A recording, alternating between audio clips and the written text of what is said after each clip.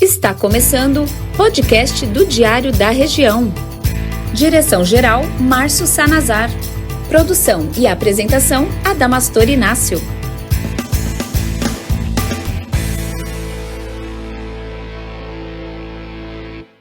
Ele é um político diferenciado. Iniciou a carreira como vereador em Osasco e hoje está como deputado estadual. Rogério Santos. Vamos conhecê-lo? Deputado, é uma honra tê-lo conosco. Seja muito bem-vindo. Uma honra para mim estar aqui. Quero agradecer pelo convite e dizer que reconheço bastante o trabalho do Diário da Região e estar nesse podcast contigo, para mim, é uma grande alegria. Deputado, o nosso podcast é um pouco diferenciado. Não tem aquelas pessoas que estão vendo aqui, não existe uma pauta. A gente é um bate-papo informal onde quem manda é o convidado. Vai deixando acontecer. Isso. E aqui quem manda é o convidado. O senhor fica à vontade para comentar, responder as perguntas, enfim. É um bate-papo. E a gente gostaria que o senhor falasse um pouco das suas raízes. Quem é o Rogério Santos? Nasci em Osasco, ano de 72, sou filho de cearenses. Meus pais já são falecidos, mas eu sou o último filho de 14 que eles tiveram. Sou caçulinha. Casado com a Edna, temos 3 filhos, 4 netos, mais um aí que tá chegando. A minha formação é em teologia, fiz graduação e mestrado em teologia. Nunca tive planos pessoais de estar na política, embora sempre entendi a importância de participarmos desse processo que decide a vida da nossa gente. Mas em 2016 acabei, dentro de um projeto que a gente vem construindo dentro do estado de São Paulo, sendo convidado a participar desse processo, e estou hoje aqui, nessa caminhada política. Eu sempre morei na região da zona norte da cidade de Osasco, no bairro Munhoz Júnior, onde cresci, onde constituí meus amigos, famílias. Sou da Igreja Católica, sempre coordenando e trabalhando na formação de lideranças na renovação carismática católica, e sempre estive dentro da Igreja Católica, desde a minha catequese, né? Quando, com 7 anos de idade, comecei a participar das atividades da igreja e nunca mais parei. E preside uma comunidade.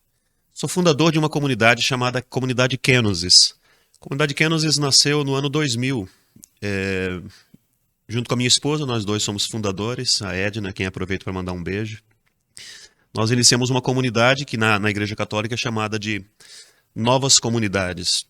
É uma experiência que os leigos, ou seja, os que não são membros do clero, nenhum sacerdote, acabam fundando para poder se organizar. É uma associação privada de fiéis que a gente chama, hoje presente aqui na Diocese de Osasco, que compreende os 12 municípios da região, e também em outras, pelo menos 22 dioceses, atingindo 12 estados do Brasil. A comunidade está presente. E nessa jornada, uma parceira fantástica que é a dona Edna. A Edna não é só a parceira, ela é tudo. Eu diria, é a minha parte inteira. Sem ela é impossível fazer o que eu acabo hoje tendo que assumir. Com a Edna eu consigo dar conta de tudo. Eu digo para ela que sem esse apoio, sem a oração, intercessão, sem a presença, sem os cuidados, porque essa vida acaba exigindo muito de ausência, de saídas, às vezes dias fora para resolver, sejam problemas na área da evangelização, enquanto eu ali respondi como coordenador, e agora também como político. É a esposa que sustenta as coisas, né? Que cuida da casa, quem cuida dos filhos e agora dos netos. Então a Edna é o meu apoio principal, é meu alicerce. O nome dos filhos, deputado? A mais velha é a Tatiane, está com 32 anos agora, está fazendo 32 anos agora em outubro. Depois a Daisy, minha filha do meio, e o Gabriel, o mais novo, que está para casar agora, dia 16 de dezembro. É o último filho que está saindo de casa. Agora fale sobre os netos, parece que está chegando mais um aí, né? Pois é, então, eu tenho os quatro netinhos. Eu tenho o Rael, que completou 7 anos, é um menino espetacular. Depois eu tenho a Manuela, que completou 5 anos agora. Depois o Joaquim, tô pegando pela ordem aqui. O Joaquim e a Maria Isis, os dois mais novinhos, né? Cada um com 3 aninhos. E o meu filho mais novo agora, o Gabriel, anunciou para nós que vai ter um filhinho agora. Então a gente ainda não sabe se é homem ou mulher, mas está vindo aí o 5º neto. Aliás, já sabe, sim. Ele anunciou essa semana, vai ser um menininho. Já colocou o nome, não? Ele já vai dar o nome, mas a gente vai anunciar posteriormente. Tá certo. O senhor brincou a infância no Munhoz Júnior, então, ali? Sim, minha infância inteira foi no Munhoz. Para quem conhece ali aquela região do Munhoz, eu nasci na rua... Era a antiga Rua 32. Agora eu não sei qual é o nome da rua, mas é próximo à Rua Pardinho, perto ali da Eurico da Cruz, Avenida Eurico da Cruz. E depois eu morei próximo ao campo, que era o Campo do Munhoz, numa área livre, numa favela. Durante a minha infância inteira foi ali, até me casar, né? Falando em campo, chegou a bater uma bola lá com a garotada? Eu jogava muito bola. Chegou a jogar aí na Várzea? Joguei num time chamado Aliança, que tem ali na região. Tinha União, né? Tinha União, que era o principal, aqueles festivais do Dia das Mães, as disputas que tinham durante aquele dia. Eu cheguei a disputar aqueles festivais também, mas pelo Aliança, não pelo União. Jogava na frente, no meio, era atacante? Na frente, eu era atacante. Rompedor, daquele que chegava junto. Eu era o centroavante ou às vezes jogava na ponta direita. E a sua adolescência em Osasco, o que teria marcado? Foi dentro do seio da igreja? Minha adolescência, eu comecei a participar de grupo de jovens quando eu tinha 13 anos. Então, eu já ia sempre às missas, participava com a minha família, mas foi dentro da igreja, especialmente dentro de um grupo de jovens muito forte, que tinha ali na paróquia São José Operário, na rua Piacatu, né, no Munhoz. Então foi ali que eu comecei a ter uma inserção mais, uma vida presente dentro da igreja. Mas a minha infância foi muito marcada por essa questão que você tinha comentado antes. O futebol, eu brincava e jogava bola quase que o dia inteiro. O tempo que eu não estava na escola, eu estava no campo jogando bola. A gente falava brincando de jogar bola, porque jogador mesmo, não sou eu. O Ney, que é meu assessor, que foi bom de bola mesmo. Ô, Ney, aqui para nós, Ney, só a cena, o homem jogava mesmo, é brincadeira. Ele tá, era atacante rompedor mesmo. Tá brincando. Deputado, como é que começou a sua carreira? Alguém chegou e disse, por que você não sai candidato e tal? Qual é o início, como seria o início da sua carreira política? Como é que você entrou na política? Pergunta muito boa. Desculpa. Como eu dizia na abertura, eu nunca tive uma pretensão política. Meu pai, ele foi membro de uma associação de bairro, lá mesmo no Munhoz, inclusive ajudando a construir. Ele tinha uma ligação muito forte, à época, com a vereadora Sônia Rainho, que era do PT, por conta até das ações sociais que se fazia ali. A gente morava numa situação muito carente, naquela periferia da cidade, ali no Munhoz. Como chamava seu pai? Meu pai, Vitorino. Vitorino. E a mamãe? Vitorino Basílio dos Santos, e minha mãe, Fidela Soares dos Santos. Tá certo, prossiga. E meu pai tinha um envolvimento grande naquele serviço mais social, não era tanto na questão política. E ele falava da importância para nós de estarmos envolvidos nesse engajamento, para a melhoria do bairro. Então ele tinha uma noção da importância de participação no mundo político. Mas ele mesmo nunca foi um militante político em si mesmo. Então eu não tive assim uma motivação partidária de estar em um grupo político durante toda a minha infância e adolescência. Até que em 2006 eu conheci o Reinaldo Augusto, que estava procurando ser candidato a deputado estadual. Reinaldo Augusto é alguém que é um empresário do interior de São Paulo, que estava passando na nossa região porque estava motivado a fazer um projeto de formação de lideranças dentro da área política.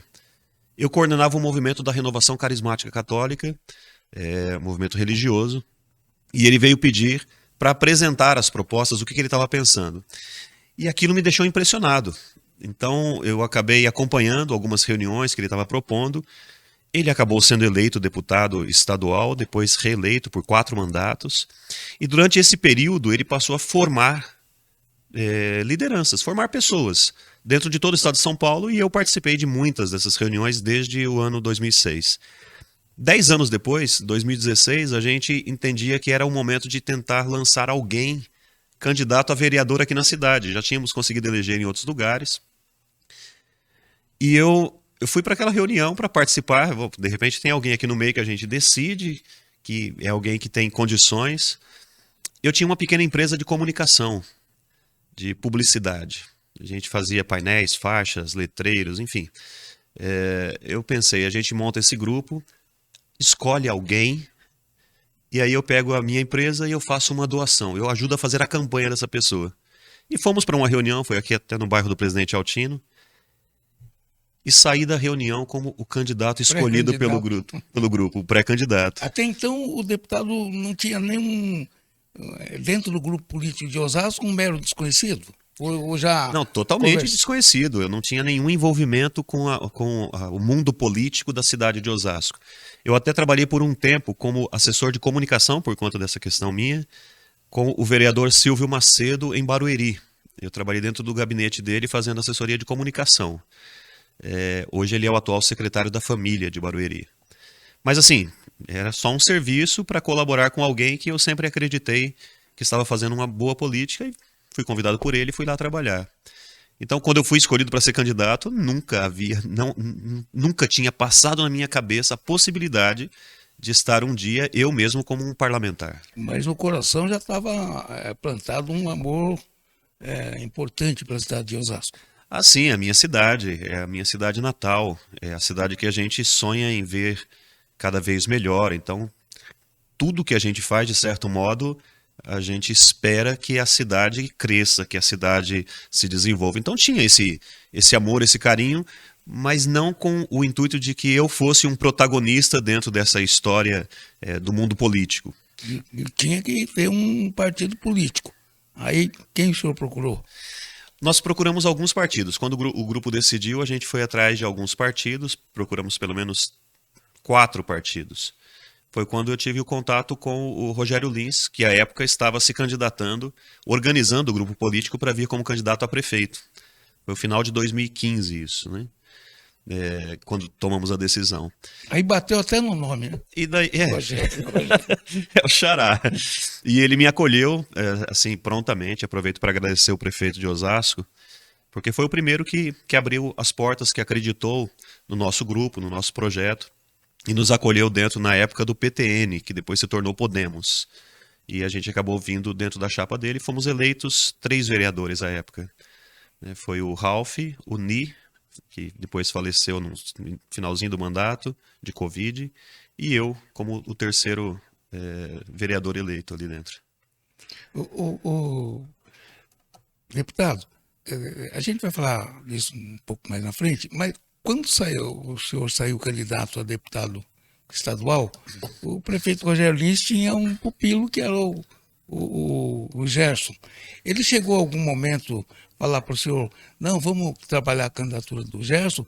Ou ele simplesmente chegou, não, você sai porque você tem condições, sai também candidato, tem meu apoio. Como é que foi essa jogada política? Na verdade, não, o Rogério nunca pediu para que eu deixasse de ser candidato. Foi um ato assim de hombridade, de respeito, inclusive, a esse posicionamento meu, mesmo porque o prefeito sabia do trabalho que eu venho fazendo. Então eu sempre estive ao lado dele, sempre dei o apoio que ele precisava para o mandato, seja o primeiro ou o segundo mandato agora como prefeito. E a decisão também não foi uma decisão, assim como para vereador, a decisão de me tornar candidato para deputado não foi uma decisão que partiu de mim. Foi o grupo no nosso estado de São Paulo, que a gente tem, de formação, que acabou me convidando a ser o candidato pelo grupo. Então eu lembro que eu marquei com o Rogério aqui em uma padaria para a gente conversar, para comunicá-lo que o grupo estava tomando essa decisão. Então não foi tipo, vou lá pedir para ele uma autorização para isso, porque não é assim que funciona, né? E eu comuniquei. E foi impressionante, a gente estava assim, frente um com o outro, Quando eu comuniquei, ele abriu um sorriso e disse: olha, essa notícia que você está me dando me deixa muito feliz. Eu quero dizer que eu desejo toda sorte, todas as bênçãos de Deus para essa candidatura sua. Se a gente puder ajudar em uma coisa ou outra, eu me coloco à disposição. Já faz parte do Rogério isso aí, nesse gesto, né? Não, mas porque ele falou assim, porque eu respeito muito a você e ao grupo que você vem trabalhando pela seriedade e lealdade que você tem. Então, em nenhum momento ele colocou obstáculo. E bacana também o seu relacionamento com o Gerson, né? E com o Gerson. De amigo mesmo. Inclusive, né? nessa reunião, a gente estava finalizando, o Gerson chegou. Eu acho que eles iam conversar com mais alguma pessoa. E o Rogério falou para o Gerson: olha, o vereador está comunicando que vai sair candidato também. E o Gerson também se alegrou, estendeu a mão para mim e falou: então nós vamos juntos nessa jornada. Que legal. Ou seja, não teve nenhum obstáculo. E a prova disso é que no dia do pré-lançamento da nossa candidatura aqui em Osasco, nós convidamos o Rogério Lins para ir, foi até no clube, na Associação Atlética Floresta, e o Rogério Lins veio também o Ricardo Nunes, prefeito de São Paulo, e o Rogério Lins fez uma fala extraordinária a meu respeito. Depois nós pedimos autorização se a gente podia usar essa fala nos vídeos da campanha, ele autorizou, ou seja, ele deu de alguma maneira um suporte, um apoio para que eu chegasse também aqui. Considerando que o deputado é extremamente religioso, eu diria o seguinte, tipo, não sei, o senhor como teólogo, que a política é um dom de Deus. Eu só elevaria mais um passo. Eu não chamaria de dom de Deus. Eu diria que Deus nos deu condições, enquanto humanidade, condições, e exige de nós uma organização na nossa convivência. E não tem outro modo de nós nos organizarmos socialmente sem que seja a política. Então a política é uma graça, a gente poderia dizer, necessária para a humanidade, que infelizmente tem sido distorcida, tem sido usada para outras finalidades. Mas a política é o instrumento humano que nós recebemos e naturalmente necessitamos para nos colocarem dentro de um ordenamento na sociedade. Como que a gente pode ter pessoas que divergem em opiniões e pensamentos, que é absolutamente natural pensarmos diferente, termos opiniões diferentes e, ao mesmo tempo, convivermos dentro da sociedade? Que instrumento social poderíamos ter para favorecer isso? O nome disso é política. A política é o instrumento que faz com que pessoas que divergem em opiniões sejam capazes de se sentar juntos, ainda que em lados opostos, mas para buscar um bem que seja comum. Quando a política foge desses princípios, aí a gente começa a ter problema na sociedade.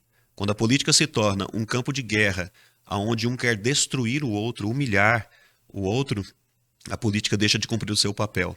Então a política é realmente uma graça dada aos homens para promover o bem comum. Essa é a finalidade da política. O deputado Rogério, aqui como na história da Câmara de Osasco, o senhor deixou uma passagem importante, deixou o nome grifado e fez um bom trabalho como vereador, tanto que foi reeleito. O que o senhor colocaria como destaque da sua passagem pelo Legislativo osasquense? É interessante que todo mundo, pelo menos uma boa parte das pessoas, pensam que o melhor projeto, ou o que mais se destaca na vida de um vereador, que dá inclusive condições dele ser reeleito, seria um projeto de lei que deixe uma marca na história. É verdade que precisamos pensar em bons projetos que organize, que ordene a cidade, a sociedade. Mas o principal papel de um vereador não é simplesmente elaborar leis. Para bem da verdade, nós temos um excesso de lei em nosso país. E toda vez que a gente faz uma lei, a gente está mexendo em um funcionamento da sociedade. O que às vezes parece ser uma boa lei pode burocratizar o sistema. Eu sou daqueles que pensam o seguinte: não deveríamos ter tantas leis, deveríamos reduzir a quantidade de leis. Tanto é que um dos projetos que eu tentei colocar, e não foi para frente, mas eu tentei, enquanto estava na mesa diretora da Câmara Municipal de Osasco, uma das coisas que a gente queria fazer era um projeto de consolidação das leis municipais, para que a gente pudesse enxugar o ordenamento jurídico municipal, para facilitar os processos, seja para a empresa, seja para o próprio setor público, mas isso demandaria um trabalho grande, inclusive investimentos da Câmara Municipal, porque precisaria contratar técnicos e acabou não dando tempo de fazer isso. Propomos algumas leis importantes, como o próprio trabalho com a lei municipal de políticas públicas para autismo na cidade, foi uma proposta minha, que depois o Executivo enviou, porque não poderia ser de iniciativa do Legislativo, mas foi uma indicação nossa, que deu base para as políticas públicas voltadas para a pessoa autista na cidade. Então, o trabalho com os autistas foi algo que me trouxe muita alegria em poder servir a esse grupo de pessoas na sociedade que ainda não é devidamente reconhecido em seus direitos, mas eu me alegro de ter feito isso. Também todo um trabalho que a gente faz de diálogo. E aí eu digo, qual é a razão, talvez, da minha reeleição e agora também da eleição como deputado estadual? É porque eu entendi a política como um instrumento de unidade. E eu não entrei nesse jogo do nós contra eles. Ou seja, eu estive na Câmara Municipal e pretendo estar agora na Assembleia Legislativa como alguém que propõe unir a sociedade em torno daquilo que é relevante, importante e urgente. Se nós não trabalharmos nesse caminho de unidade, nós vamos continuar fragmentando cada vez mais. Os ânimos aumentam, a animosidade, os conflitos, e aí teremos problemas sérios lá na frente. Então, eu me vejo como alguém que tenta apaziguar esse conflito, moderar as questões e trazer para dentro do que é o bem. E eu acho que isso, especialmente isso, foi reconhecido pela população. E a sua bandeira tem sido a família. E aí eu ia chegar aqui. Por que a família?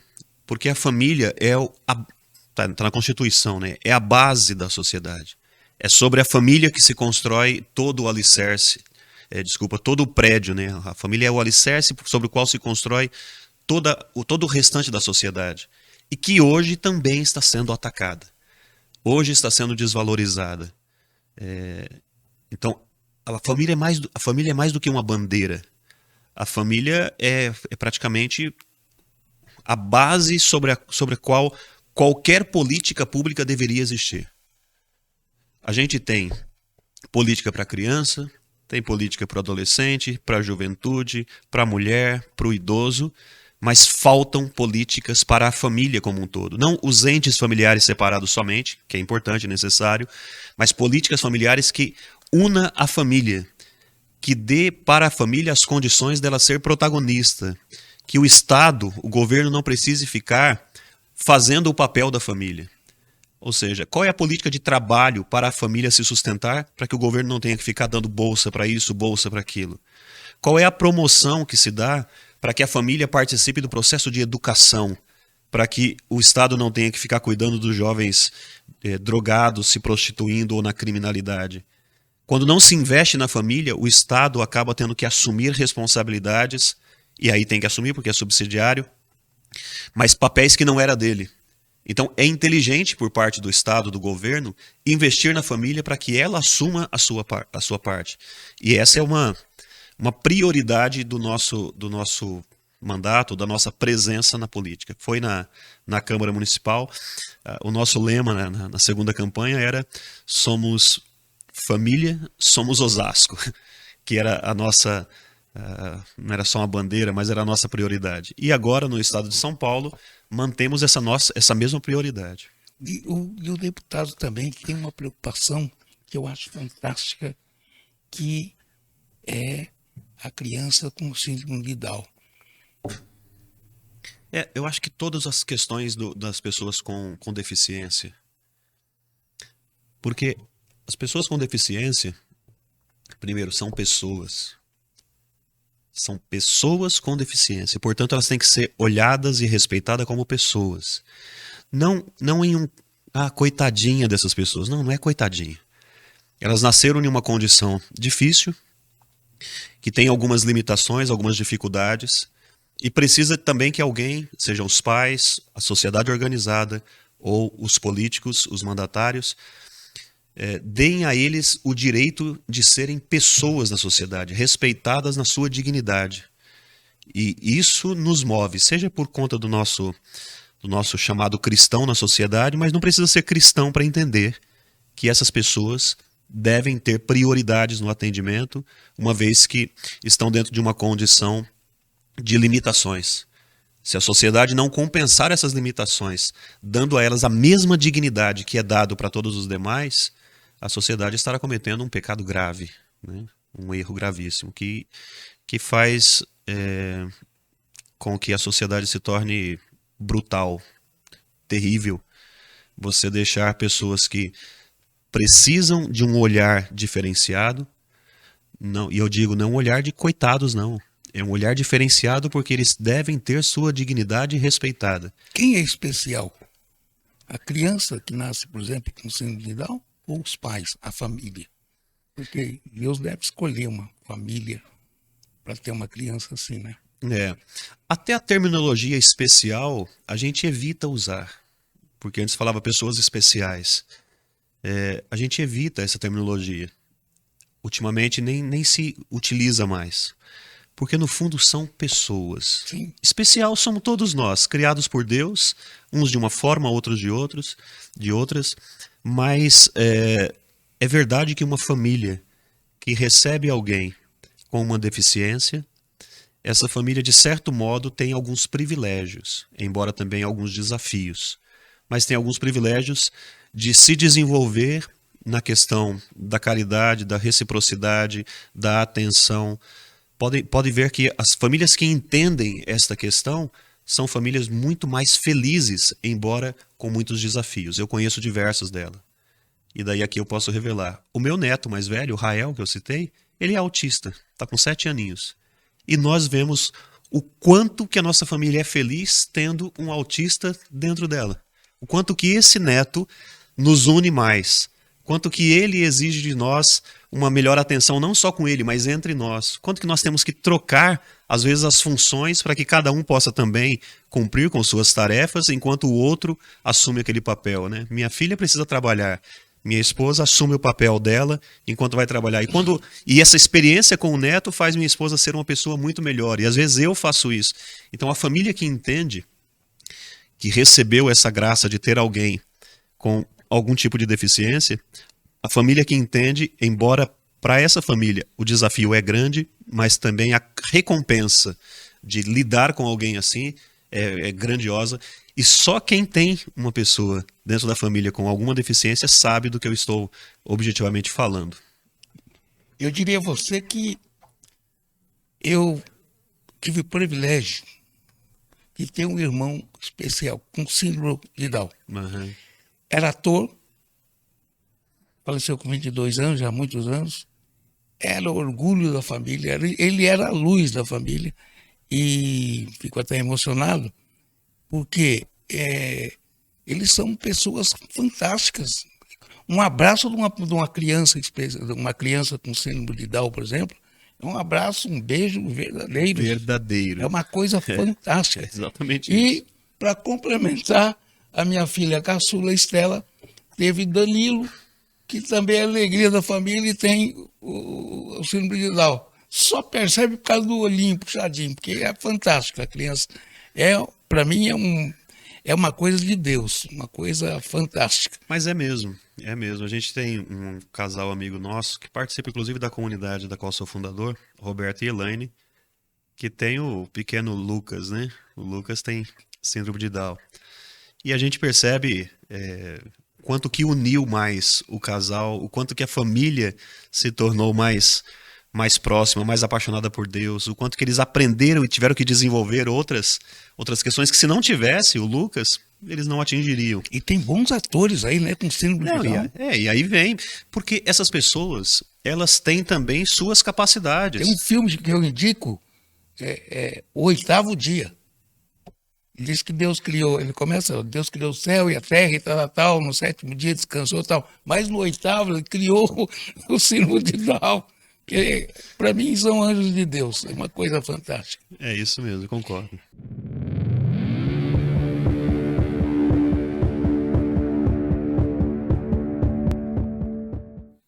Professora Eliane Margarete Turíbio Kamalakian está presidente da Associação Beneficente de Damas Brasil-Armênia Osasco, filial Rom Macis, e ela tem uma mensagem importante só para você. Nosso momento é uma ajuda para a Armênia. Estamos pedindo essa ajuda. Se vocês puderem colaborar, nosso Pix é CNPJ 047 44676 /0001 40. Se puder, mande o comprovante pelo WhatsApp 11 991 594 069. Obrigada. O Diário da Região também está nessa campanha importante de ajuda humanitária para as vítimas do conflito em Artsakh, Armênia.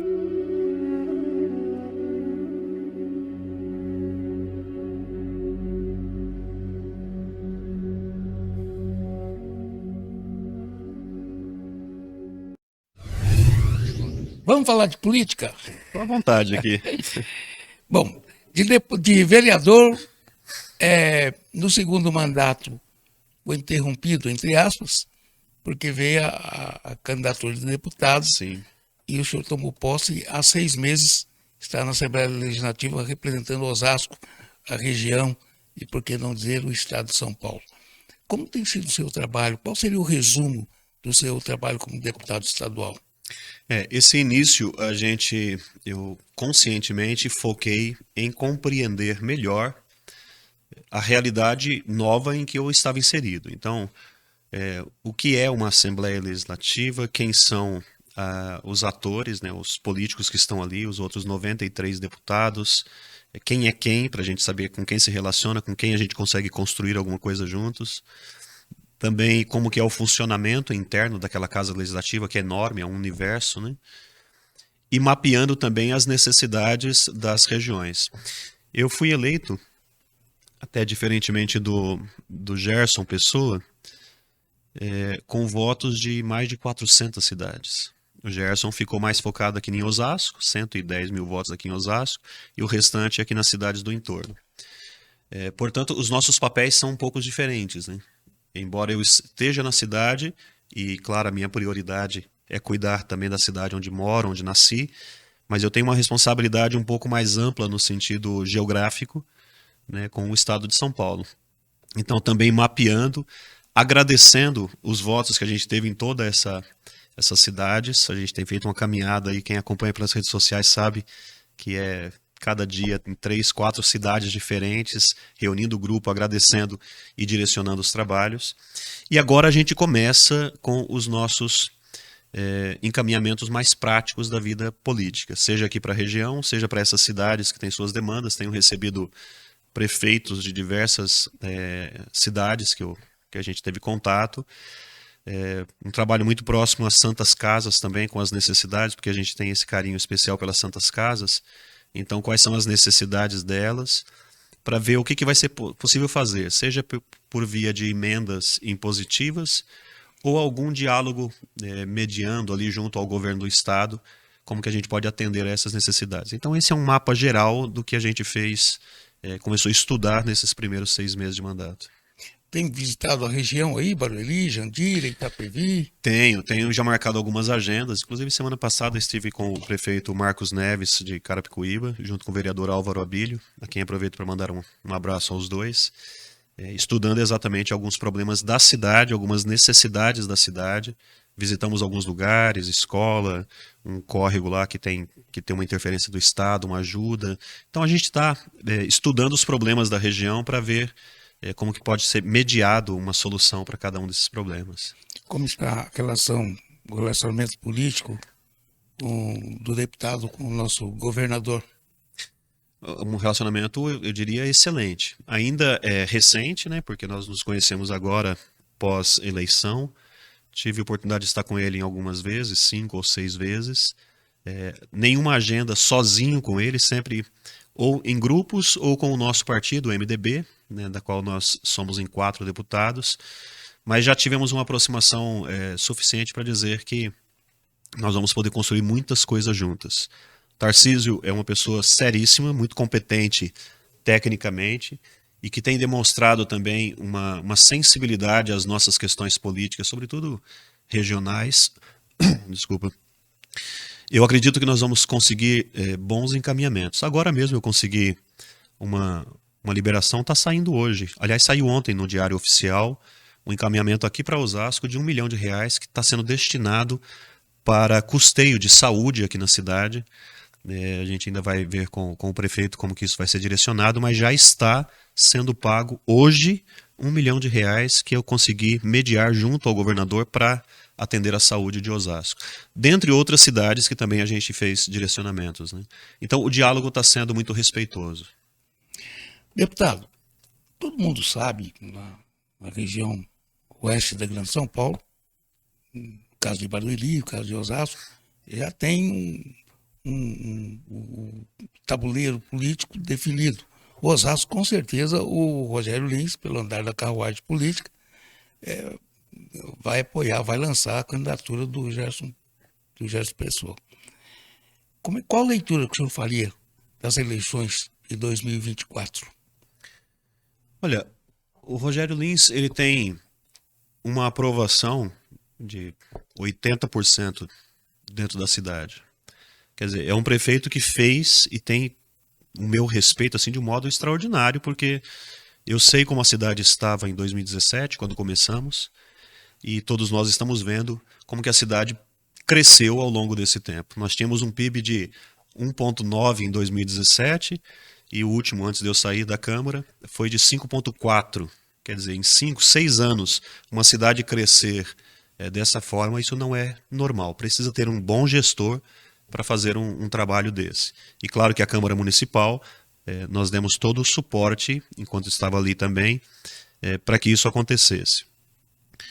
Ele tem o projeto político dele, que por uma escolha pessoal, ou do grupo político que ele coordena, optou pelo Gerson Pessoa, que foi secretário aqui no município e agora eleito deputado. A decisão deve ser respeitada. E se o Gerson é a pessoa que o governo municipal entende que deve sucedê-lo, isso tem que ser respeitado politicamente. Eu estou também dentro de um partido, o MDB, que tem também suas propostas e está tendo todo um diálogo para ver como que vai se dar essa relação partidária na composição de um trabalho, seja de apoio ao prefeito, seja uma outra opção que o partido queira fazer. De modo pessoal, eu acredito muito no trabalho do Rogério Lins e eu acredito que ele tem o direito e o dever de fazer o sucessor. O Gerson é alguém que eu tenho uma estima muito elevada, um respeito muito grande pela seriedade, inclusive no encaminhamento agora de propostas dentro da LESP e também das coisas da nossa cidade. Sempre que a gente precisa encaminhar alguma coisa, o Gerson é aquele que dá também o suporte, porque ele está mais próximo ali do governo municipal, ele dá o suporte. Então, o meu diálogo com o Gerson é assim, de amigo, de irmãos. Aproveito até para mandar um abraço para o Gerson e desejar todo o sucesso para ele nessa caminhada política que ele está levando.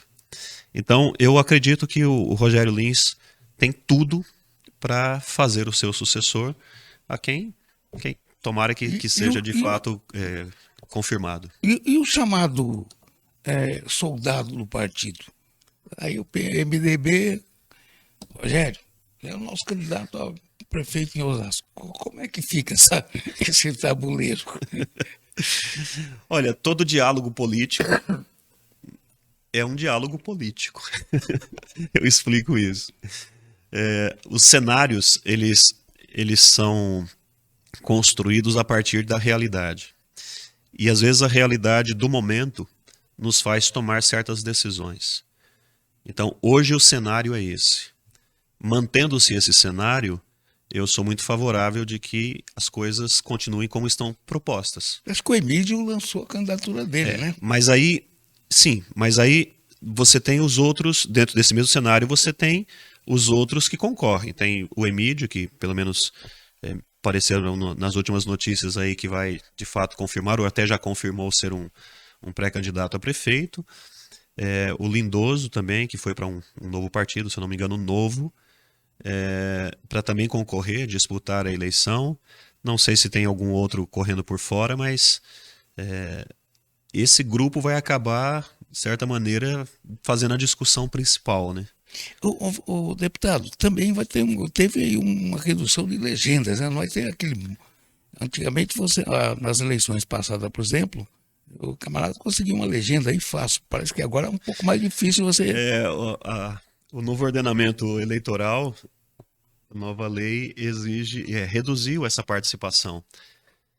Antes a gente tinha a quantidade de cadeiras no município mais a metade. Então a gente tinha 21, poderia colocar mais 10 ou 11, eu sei que eram 32 vagas, né? Tem alguém na... Agora isso reduziu. Então agora é a quantidade de cadeira mais um. Então são 21 cadeiras em Osasco, então só pode ter 22 candidatos. Isso reduz a quantidade de pessoas participando. Mas também melhora, a gente espera que qualifica certeza. Um pouco melhor, sim. Seja as pessoas ou pelo menos pessoas que tenham votos, né? Quem seria o seu grupo político para indicar para vereador em Osasco? Eu não diria substituir, mas ter a cadeira do Rogério. Por exemplo, o seu partido tem um nome para trabalhar? O partido mesmo em si, ele vai precisar lançar os 22 candidatos. Então o MDB vai se organizar para ter os 22 candidatos aqui. Agora, tem o trabalho do partido, que a gente vai procurar também dar o apoio para que o partido tenha representantes aqui dentro. Hoje o vereador do partido é o Pelé da Cândida, né, que está no MDB. A gente vai procurar ampliar 2 ou 3 cadeiras pelo menos, tentar ter alguém essas pessoas do partido aqui no Legislativo. Agora, é claro que eu também tenho pessoas que eu quero, objetivamente, eu mesmo trabalhar dando um apoio por acreditar na pessoa, na sua capacidade e o quanto que ela pode representar os mesmos valores e princípios que eu trago. Agora, isso eu prefiro reservar aqui, não tenho como soltar aqui, porque é uma construção, primeiro, que ainda está sendo feita, nós não temos ainda as decisões. O máximo que eu posso dizer sim, terão algumas pessoas que nós daremos um apoio mais diretamente. Deputado, aquela Câmara está aberta para suas considerações finais e o seu recado, especialmente para a rapaziada que gosta muito do deputado, que mora lá no Munhões. De repente o camarada está assim, pô, jogou bola comigo, pô, já faz tempo que ele não passa aqui no Munhões, vem jogar bola com a gente. Enfim, gostaria que você ficasse à vontade, que o deputado ficasse à vontade e para as considerações finais. E qual seria a sua mensagem para Osasco, para São Paulo, para todo o estado de São Paulo, enfim? Sim, bom, primeiro eu quero agradecer de verdade a cada um dos que, durante o meu tempo de vereador aqui na cidade de Osasco, sempre acreditou no nosso trabalho.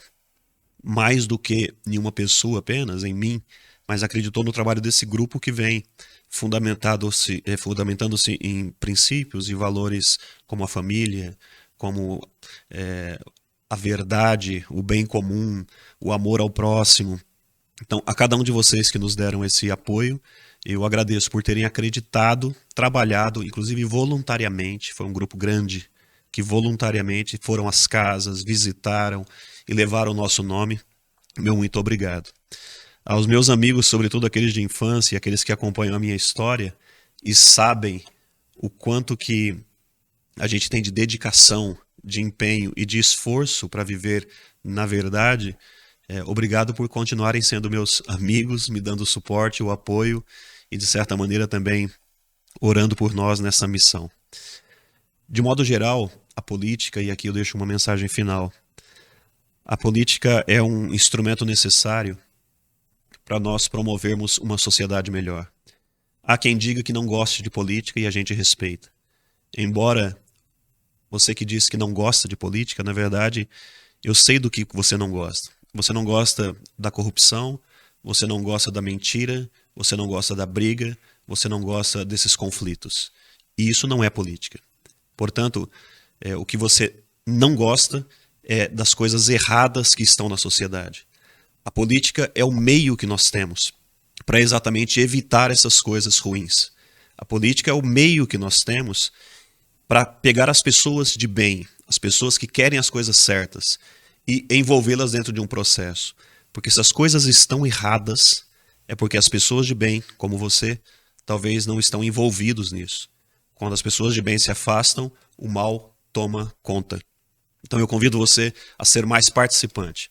Ajude no seu bairro, ajude alguém que você acredite. Se você puder também nos ajudar nessa missão, é isso que nós entendemos por política. Eu tenho certeza que a nossa cidade, a nossa sociedade será muito melhor se você, pessoa de bem, der a sua participação. Eu agradeço a todos aqui também do podcast, do Diário da Região, por todo o apoio a você, meu querido. Que Deus te abençoe na sua missão. Obrigado por esse convite.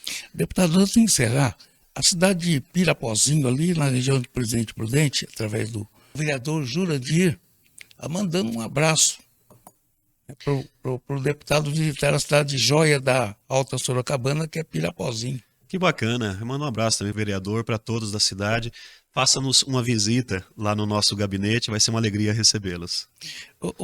Para encerrar, deputado, o Brasil precisa orar, precisa rezar? Todos nós precisamos. O ser humano é alguém que tem a sua dimensão biológica, psicológica, social e espiritual. Quando nos falta oração, a gente fica incompleto. O Brasil, mais do que nunca, nesse tempo, precisa se colocar diante de Deus e pedir também a sua intervenção em causas das quais nós não somos capazes de resolver. Deus pode tudo. O Diário da Região, através do nosso diretor, Márcio Sanazar, agradece a sua participação. Muitíssimo obrigado, deputado. Eu que agradeço. Agradeço também ao Márcio, agradeço a todos do Diário da Região. Que Deus abençoe. Aqui, ponto final. Retaguarda técnica, Davi Gonçalves, Alain Júnior, Eliane Tafu e Rose Lima. A direção geral, você sabe, é dele, Márcio Sanazar. Apresentação, Adamastor Inácio. Participe das ações sociais da sua cidade. Ajude o teu próximo. A gente se vê na próxima semana. Abraço, Brasil!